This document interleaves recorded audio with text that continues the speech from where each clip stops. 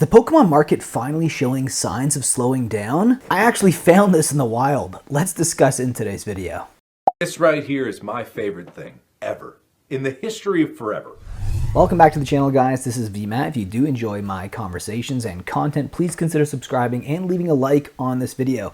We're going to be talking about the Pokemon market and the current state of Pokemon collecting right now in 2025. Now, it feels like there might be a bit of a summer slowdown, so I don't want to say that the market is completely crashing or anything like that.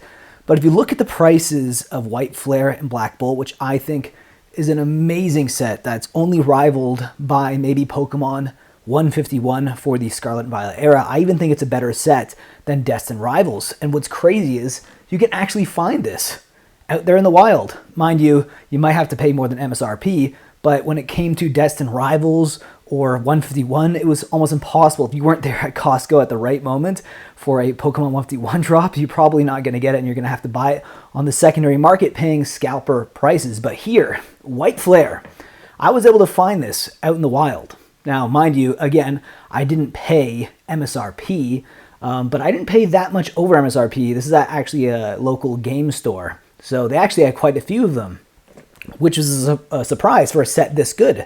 Honestly, this set is insane. The amount of illustration rares in this set, same as Black Bolt, is actually amazing. It's one of the best sets I think Pokemon's released in the past few years. Again, only rivaled maybe by 151 in terms of just the hype and everything around that. And it is a specialty set as well. So why is this easier to find? Is Pokemon printing more? Possibly. I don't think that's necessarily the case, though. I actually think that people are starting to slow down. There is a bit of fatigue. People are kind of fed up of paying these scalper prices. And it's kind of like a perfect storm building up to where I actually think there will be a crash. And historically, if you look at the data and you look at the trends, this is around the time when the market starts to crash. It's at the start of a new block. So my thoughts are probably around January to February is when we're actually going to see a real drop in the Pokemon market. Now, again, we have the 30th anniversary that could get some more people back into it.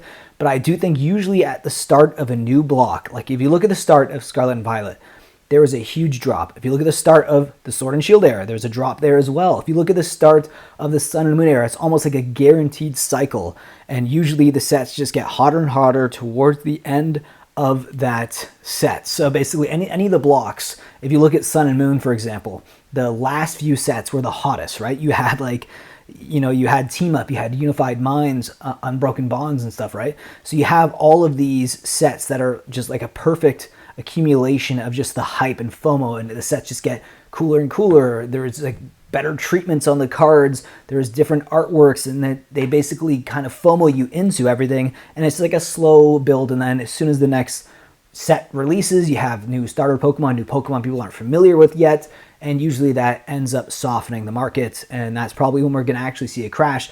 But it is interesting to see that, a set like this and Black Bolt, that are both really awesome sets. I think that these are, again, probably the best in the Scarlet and Violet era. I honestly love these, and I love playing the games back in the day as well. Pokemon Black and White are probably the best DSs. They're like the quintessential DS Pokemon games. So the fact that we're seeing these, relatively easy to find compared to Destined Rivals or 151 or definitely Prismatic Evolutions, it's kind of showing that maybe the market really is slowing down and maybe there's hope on the horizon. But maybe I just got lucky and I found these. But you leave your thoughts down below about this video's subject, and also let me know, when do you think the Pokemon market is truly going to crash? Are we seeing it now? Is it going to be next year? Do you think it'll ever crash? Maybe you're literally just a doomer at this point and you say there's no way the market will ever change. And if that's your sentiment, please leave it down below in the comment section as well. With that being said, guys, I hope you enjoyed today's conversation, and I'll see you in the next video.